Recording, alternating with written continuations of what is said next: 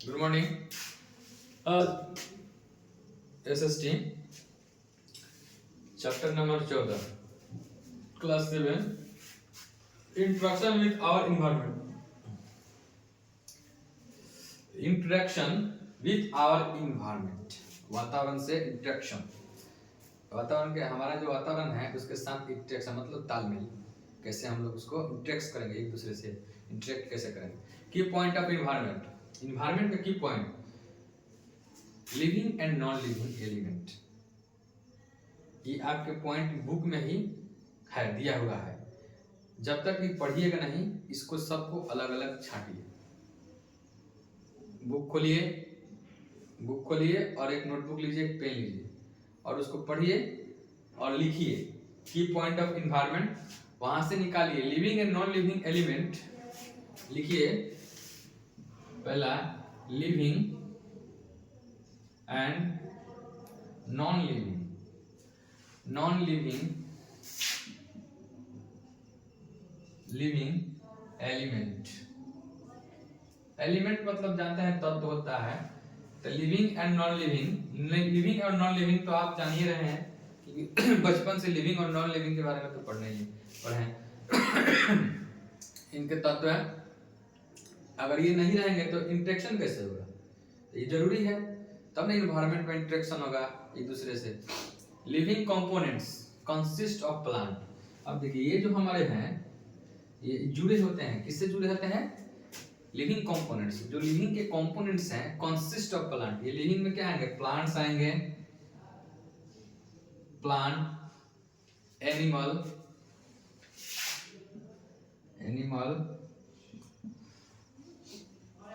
Human, micro organism,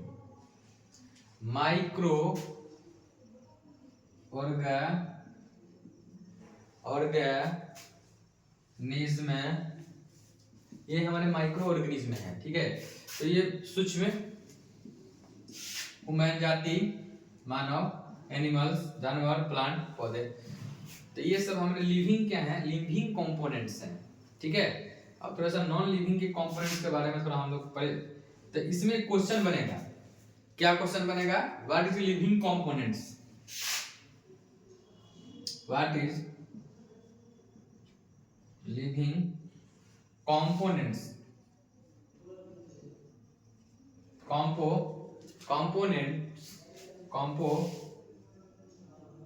components.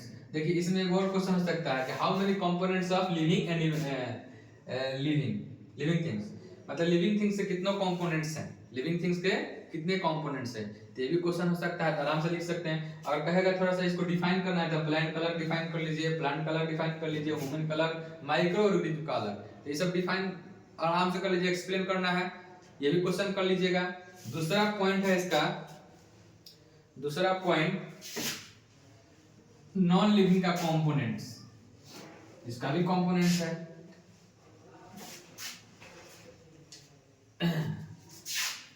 इसका components, तो non living का कंपोनेंट्स में क्या आएगा? Sunlight, air, water and soil, ये सब क्या है? हमारा नॉन लिविंग का कंपोनेंट्स है। तो आप जो है अपने बुक से ही थोड़ा लिख लीजिए। चलिए लिख देते हैं, चलिए सनलाइट,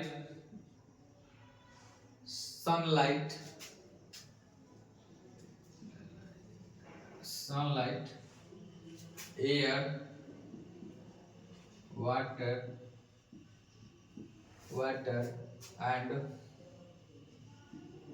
सॉइल, ये सब जो है हमारे ये नॉन लिविंग कंपोनेंट्स हैं। इससे भी हमारा वातावरण क्या करता है? इंटरेक्ट करता है एक दूसरे से, ठीक है। इसमें भी क्वेश्चन आप लोग लिख लीजिएगा। What is non living components, लिखना पड़ेगा, लिख लेते हैं।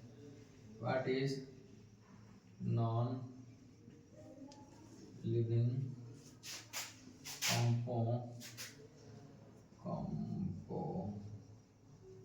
components, how many non living components, non की लिविंग कंपोनेंट्स कितने हैं ये भी लिख लीजिएगा। सब पॉइंट देके एक्सप्लेन कर लीजिएगा तब नहीं रहेगा। जितना लिखिएगा उतना ही समझ में आएगा। एक और क्वेश्चन लिख लीजिए, what is environment, what is